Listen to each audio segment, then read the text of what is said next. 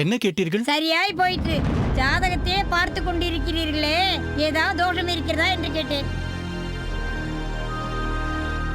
நீங்கள் எப்போதுமே இப்படித்தானா? சீமந்தம் அன்றைக்கு புடவையில் சற்று தீப்பிடித்தவுடன் அபசகனம் என்று சொல்லி எல்லோரையும் நோகச் செய்தீர்கள். இப்போது இப்படியா? அதெல்லாம் ஒன்றுமில்லை. பேஷான ஜாதகம். தோஷமுமில்லை, ஒன்றுமில்லை. உங்கள் கேள்வியில்தான் எல்லாம் இருக்கிறது. அண்ணா, நன்றாகத்தானே இருக்கிறது ஜாதகம்? நன்றாகவா? ஸ்லாகியத்திலும் ஸ்லாகியமாக இருக்கிறது. சரி, வித்வத் எப்படி இருக்கிறது? அப்பாவை போல ஊர் போற்றும்படி இருப்பானா? பாட்டி, கொஞ்சம் சும்மா இருங்களேன். என்னடி அம்மா, தேருக்கு முட்டுக்கட்டை போடுவது போல் நிறுத்திவிட்டாய்? அதிக பிரசங்கித்தனமாக ஏதாவது கேட்டுவிட்டேனா? அதெல்லாம் இல்லை பாட்டி. இன்னும் பெரிய பிராட்டியை காணவில்லை. அவளும் வந்துவிடட்டுமே என்று சொன்னேன். ராமானுஜர் என்றாலே பெரிய பிராட்டிக்கு உயிர். அது மட்டுமல்ல, சித்தி முறை வேறு.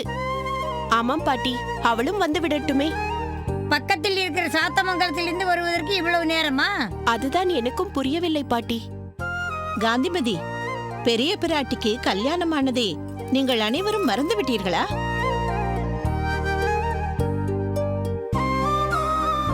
புக்ககத்திலிருந்து போட்டது போட்டபடி கிளம்பிவிட முடியுமா?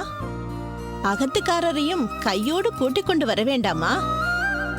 நீ சொல்வதும் சரிதான் அமுதா. எனக்கு நன்றாக நினைவிருக்கிறது. 40 வருடங்களுக்கு முன்னால் என் தங்கைக்கு நிச்சயதார்த்தம். நான் படபடவென்று கிளம்பிவிட்டேன். என் மாமியார் முகத்தை சிடுசிடுவென்று வைத்துக் கொண்டார். என் அகத்துக்காரரோ மைத்துனிக்கு நிச்சயதார்த்தம் என்ற நினைவே இல்லாமல் அம்மாவுடன் வாத்சல்யத்துடன் உரையாடி கொண்டிருக்கிறார். நான் தவித்து தண்ணீராய் போய்விட்டேன்.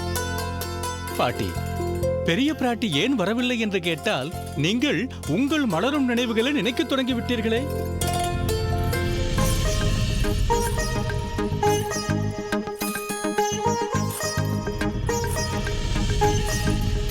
அண்ணா,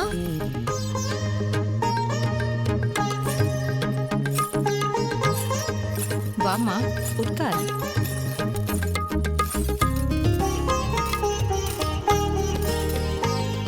ஆமாம், ஏன் இவ்வளவு தாமதம்? தனியாகவா வந்தாய்? மாப்பிள்ளை எங்கே? வருகிறார் வருகிறார். வண்டியிலிருந்து இறங்கியதும் வண்டி கூலி பிரச்சனை. வண்டிக்காரனோடு பஞ்சாயத்து. என்னடி, உன் அகத்துக்காரர் போகும் இடமெல்லாம் பஞ்சாயத்து தானா?